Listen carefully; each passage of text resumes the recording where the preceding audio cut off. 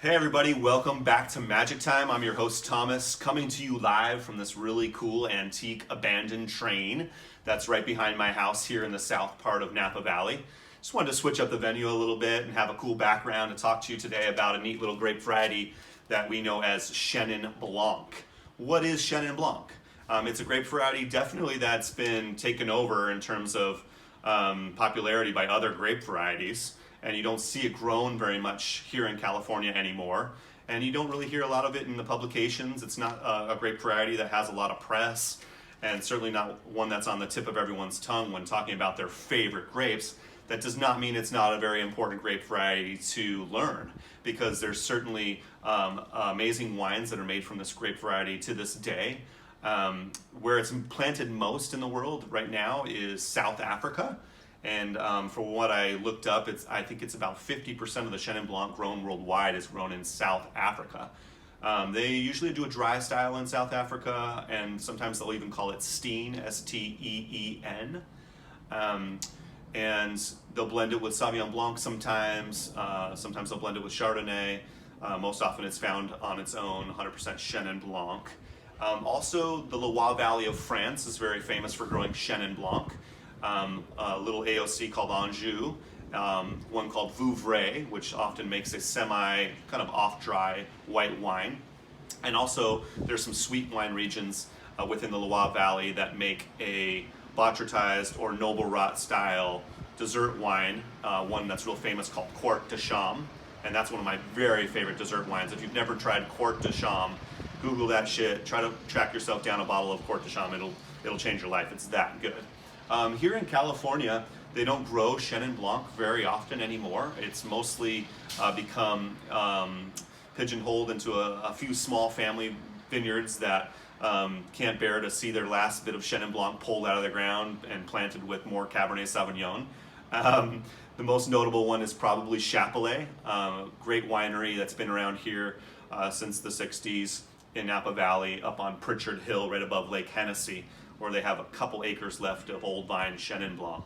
But they used to grow it as kind of a bulk white wine back in the day, and they would put white Burgundy on these big jugs, and they did that because Chardonnay doesn't crop quite as heavy as Chenin does. Chenin Blanc is known to have a very prolific fruit set where it'll crop 10, 15 tons of grapes per acre, no problem, and produce a relatively neutral but kind of nice dry white wine. For me, Chenin Blanc on the flavor profile has always been slightly neutral. It's kind of like a tweener. It's between Chardonnay and Sauvignon Blanc for me.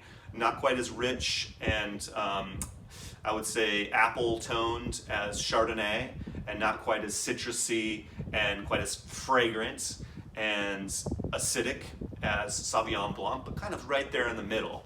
It's always been for me a wine that displays almost neutral tones in terms of its fruit, but it has a lot of kind of earthy tones, almost like this wool or lanolin or cottonseed note in it, sometimes a little bit of flint or matchstick.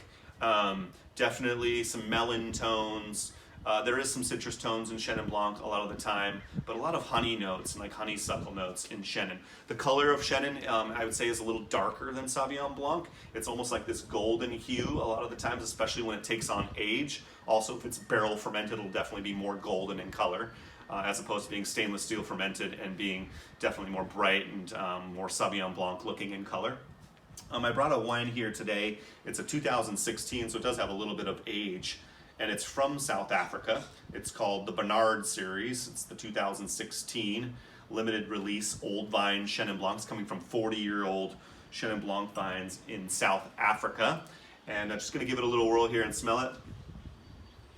So definitely for me, this wine just is displaying a lot of that honeyed character, maybe honeydew melon, a little bit of a golden pear, golden overripe apple pie, a little bit of this like caramel, a little bit of that flinty matchstick thing going on as well on the nose. Definitely deep kind of almost yellowish golden color. That's probably from the age. Could be from a little barrel aging as well. I didn't do my research to find out if this one was barrel aged.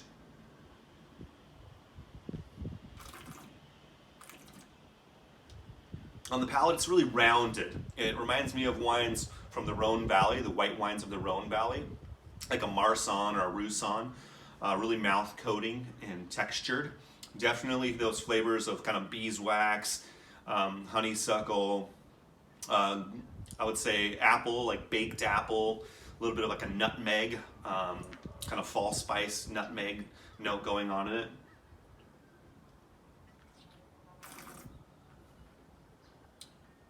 The acid, I would say, is medium to low. This wine is definitely rounding out and coming to its last years of life. I wouldn't be holding on to this wine much longer. It's very affordable wine. I think I bought it at a discount shop around town for less than $10. Normally it would be probably about $14, $15 for a bottle of Chenin Blanc from this producer. Go seek out Chenin Blanc. The best examples are probably in the Loire Valley in France, but there are certainly really good values and good wines to be found in South Africa. And definitely Court de Cham, that dessert wine, probably one of the world's very best. So that's my take on Chenin Blanc, a few facts about it. Seek it out. It's a really interesting grape variety, and one definitely that will pair with certain foods, and it's definitely a good tool in your arsenal as a sommelier. It takes on kind of a neutral round texture and can go with a lot of different seafood. And that's my take. Cheers, guys.